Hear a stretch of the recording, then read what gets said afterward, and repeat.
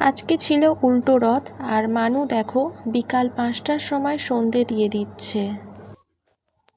বন্ধুরা আমরা এখন রথের মেলায় যাওয়ার জন্য বার হচ্ছি। দেখো দেখো কেমন লাগছে আমার সোনামাকে। আমার মাকে কেমন লাগছে বলো। ওর তো সব জায়গায় যাওয়ার জন্য জেদ থাকে জামা পরার। আমি বলেছিলাম অন্য জামা পরতে, বাট এটাই পরবে। বন্ধুরা আজকে আমরা যাচ্ছি রথের মেলায়। আজকে উল্টো রথ, পরের শনিবার সোজা রথ ছিল।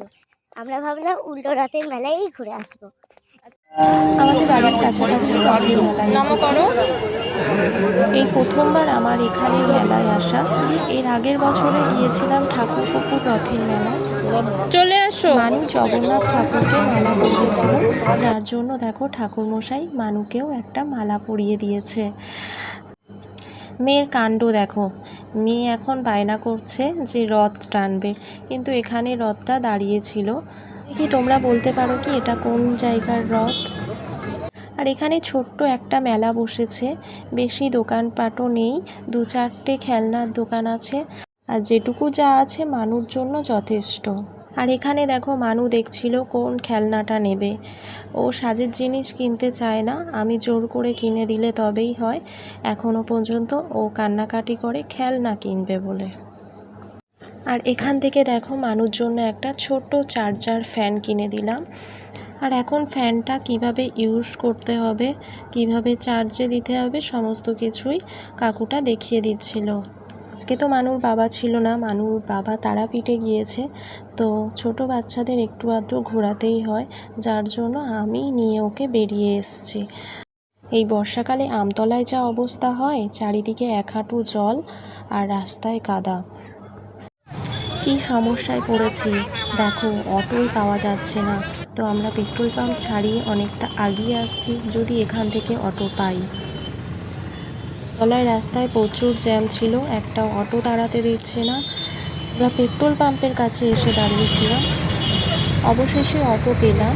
আর মানুষ যেহেতু সোমবার থেকেই পরীক্ষা, তার জন্য আমি একটু তাড়াহুড়ো করেই যেন চলে আসছি। তো বন্ধুরা এই মাত্র আমি মেলা থেকে এলাম, আর আজকে ওয়েদারটা ভীষণই খারাপ, না আছে বৃষ্টি না ছিল রোদ, তো ভীষণই গরম। তো এসেই দেখো আমি এসিটা চালিয়ে দিয়েছি, প্রথমেই ঘরটা ঠান্ডা করে নিতে হবে।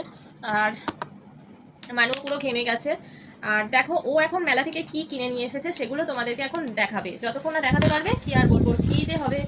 বন্ধুরা এটা তোমরা ভাবছো যে চলছে না, কিন্তু এটা সত্যি করে এর কোনো আওয়াজ নেই, কিছু না, অথচ খুব স্পিডলি হাওয়া হচ্ছে। দাঁড়াও, আমার চুল দেখলে বুঝতে পারবে তোমরা। খুব স্পিডলি হাওয়া হচ্ছে, ঠিক আছে।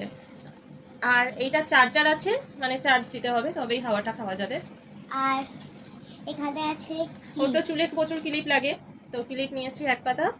আর কি তারপরে এটা দেখো ফাঁপা কিনেছে, আমি বলেছি এই কালারিং ফাঁপা আমি তোকে কিনে দেবো না, অন্য কিছু যদি খেতে চাস খাবি, বলে যে না আমাকে ওটাই কিনে দিতে হবে। একটা কান চুলকানো।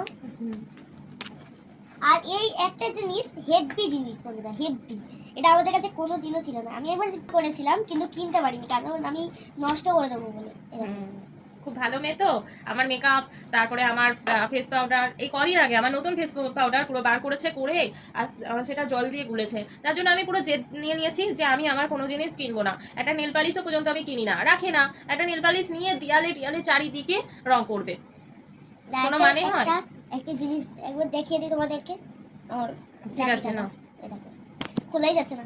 এখানে অনেক কালারিং আছে, তো যখন নাচ টাচ করে হয়তো অনেক কালারিংয়ের যখন টিপ করতে হবে এটা লেগে যাবে, ঠিক আছে। ব্যাস এইটুখানি জিনিস কিনেছে, মেলাটা খুব ছোট ছিল যার জন্য এইটুখানি কিনে উঠতে পেরেছি। আর এখন আমরা হাবা খাবো। আচ্ছা মানু, তুমি তো কিছু খেতে পারতে মেলাতে, কেন? ওকে মেলাতে ফুচকা খাওয়া হয়েছে, এবার ওকে বলছি যে কিছু খাও তুমি, বা আমি কিছু নিয়ে নিই, তাহলে রাতে তোমার খাবারটা হয়ে যাবে। ও কি বলছে কেন কিছু নিতে হবে না, বাড়িতে তো ডাল আলু ভাতে রান্না হয়েছে, তাহলে আবার নেবে কেন?